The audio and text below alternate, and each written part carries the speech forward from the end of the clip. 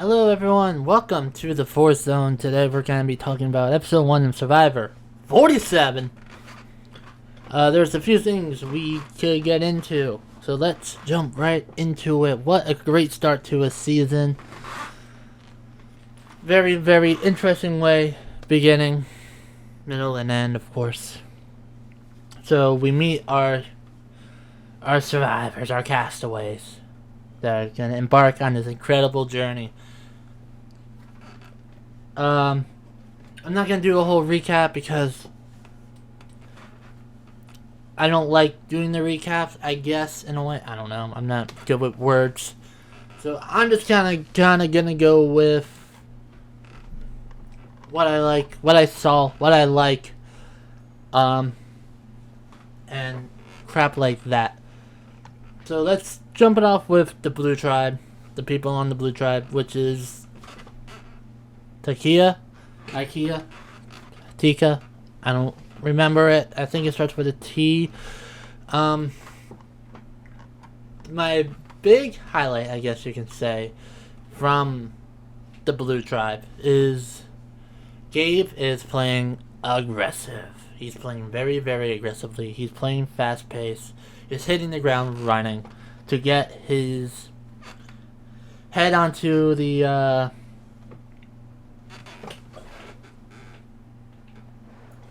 onto the Survivor Mount Rushmore. I had a thing as I was burping. Sorry, no, I'm not. So he ends up finding the Beware Advantage. He found the box, and in that box is like, hey, you need a key to open me up. And he's like, all right, I got that key to open you up. During that time, Taryn stumbled upon him looking for this said key. He's like, hey, what's that? And it's like, I don't know. And like, it's a key. And it's like, oh, we found this before we found the Beware Advance. Like, and Gabe's like, yeah, that's what we did. That's weird. Huh, that's never happened before. What are we gonna do? Look for the Beware Advantage, obviously. It's like, you're right. Anyways, Gabe just moves on and he tells Sue, who Sue is supposed to be his like number one in the game as of right now. So Gabe goes through trials of finding keys to increase the longevity of his idol. Found the first key to open it up. That meant he has the idol that's good for one tribal council. Or he could put it into a smaller box, find a key for that, and that will make it good for 3 days. And once he finds that one and opens it up again, he can then put the idol back into a smaller box, and he finds the key for that. He can then have the idol that's good for the final 5. Each time he does it, he risks his vote. And each time he finds it, he gets his vote back. You get the gist of it. He ends up sticking with the three tribal idol, which I think is a very interesting choice. Because personally, I would have went for the final 5. We already did everything before that. What's one more? One more wouldn't hurt. And for the most part, minus from that one incident, there's not much heat going towards him from it. Taryn just kind of has his eyes on him, and that's kind of about it. Moving on to the Red Tribe. Lavu. Nope. Laviva. Nope, maybe it's Lavu. I think it's Lavu. I don't know. Anyway, it's only the first episode. Give me a break, please, and love me. That's all I want. I just want love. Anyways. We have Jerome, or Rome, I'm pretty sure he's going by on the show. He's doing the exact same thing, playing more aggressively, but everyone else is more aware and like, he's finding it, he's looking, he's searching. Hey, found it yet? No, cool. I don't think he knows what we're talking about. Anyways, He ends up going. He finds the key, or not. He finds the clue. He finds the box. He opens the clue. He sees the clue. I don't think he found the key yet. I'm pretty sure he did not. I might be wrong, but I'm pretty sure he didn't. Other than that, obviously you have your basic like social interactions with everyone across the tribes. Everyone getting the feel for each other. The other notable thing on Red is Teeny. Teeny is playing a very good social game as of right now. Everyone wants to work with them, and that's amazing. Teeny is also a New Jersey native, which is also great to root for. In my opinion, New Jersey New Jersey produced some of the best Survivor players, and Teeny could be up there. We're hoping, and I know Teeny definitely could be. They already are in my book because they're actually a local to where I am, and I actually went to school with them. So that's pretty fucking cool that I know a Survivor now. Never thought I'll see the day. But Teeny is playing a very good game. Everyone wants to align with Teeny, and that's perfect. And that's what Teeny wants. So, Teeny, keep up the good work. Looking forward to seeing what you have in episode 2. Moving on to the Yellow Tribe. Gotta. That one I remember. For some reason, that one I remember exactly. Not a lot going around in Gotta. They were off to a slow start in the first challenge, and then they end up winning their supplies. Good for them.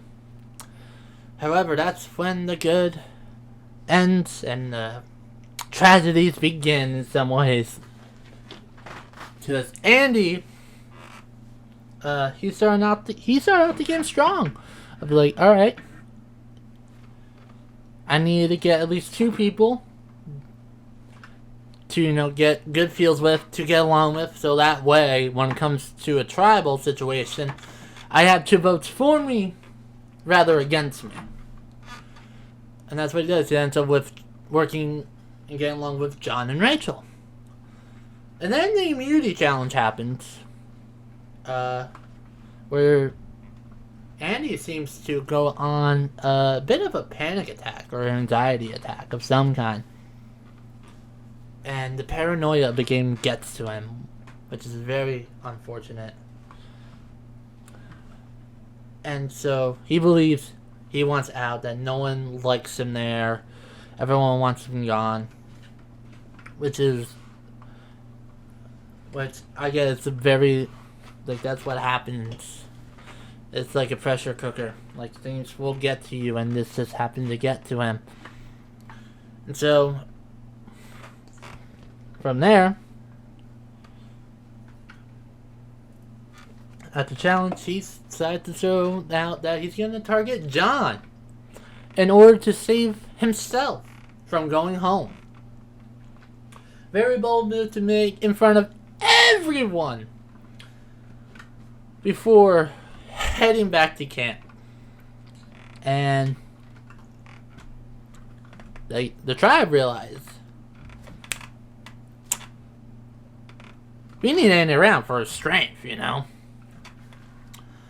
And so that's exactly what they did. They kept Andy around and got rid of John.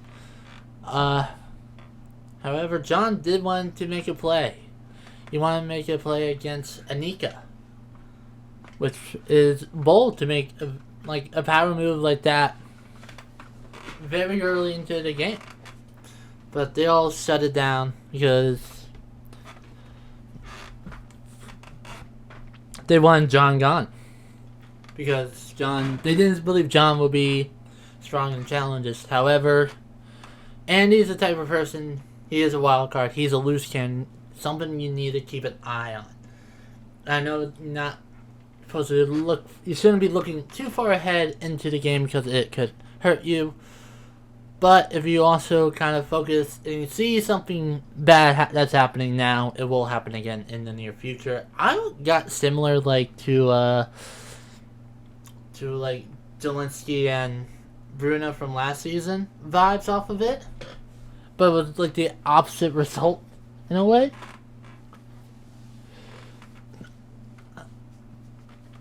So we'll see. Maybe Andy is a good choice and John should have went, but maybe I have the argument to John might have been a better person to keep around because to me John seems like a loyal guy. You need to have that loyal guy in your back pocket. So who knows what would have happened. So that's, I know as I said I didn't want to do a recap, but I did one kind of anyways. So we're gonna kind of do a top 5 rank of the players as of right now. So in my number 5 spot, it's kind of hard to put. I'm doing this right on the spot. I don't have it prepared. These are based on notable players that I like or that I see going far in potential. Number 5, I'm gonna have to go with Sierra from the Gata tribe. There's something about Sierra that I like, probably because she's a blonde. No,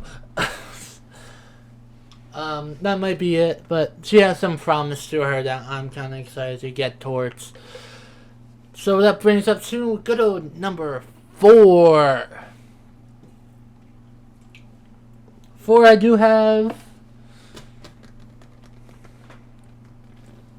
For I do have Andy. I have Andy in the 4th spot because, like I said, he's kind of seems like a loose cannon. Loose cannons are fun to watch, not fun to deal with. So I'm kind of excited for see how they handle that situation and see what Andy can do now. Andy kind of, unfortunately, went to the bottom. Kind of, arguably, might have put himself in the bottom now. He has to kind of work his way back up. And I'm excited to see how he does that, if he manages to do that. So that brings us to good old number 3. Number 3, I'm going to put good old Mr. Taryn on there. He looks like a beast of a player. He kind of fell behind in the second part, I guess, I don't know. In the 1v1 against Aisha. He looks like a beast of a player. He's like the type of players I kind of like growing up. Kind of like an Ozzy, like Kobe, like type of vibes, you know. Players like that, like a James. So the players like that I kind of lean towards anyways. I'm excited what he has in store, and I think he's going to be a beast of a player. That brings us to number 2. I'm going to go with Mr. Gabe. Similar, growing up, I love villains. Villains are so much fun to watch. They bring so much to the table. He's playing a little bit sloppy. Not as sloppy as Jerome is. Honorable mention to Jerome, who's playing sloppy, but very fun to watch. Gabe is more kind of methodical, something like that. He's very aware. He's more planned out on how he wants to do it, which is great. And I'm very excited to see what villainous stuff he has planned, because I feel like he's gonna be a villain. He said I think in the preview and not during the episode, but he's bringing back to like, not here to make friends, not here to do this. These people mean nothing to me now. They're not gonna mean anything towards the game, and after the game, still mean absolutely nothing. That's gonna change at some point, because there's always,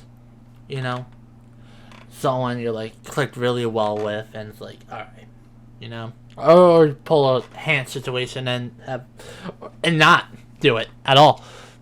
So that leads us to number 1, and of course I have Teeny on there for obvious reasons, like I said. fellow New Jersey native, fellow Southern grad, and Teeny right now, I know it's very early to say, but right now, I think Teeny has the best social game going on.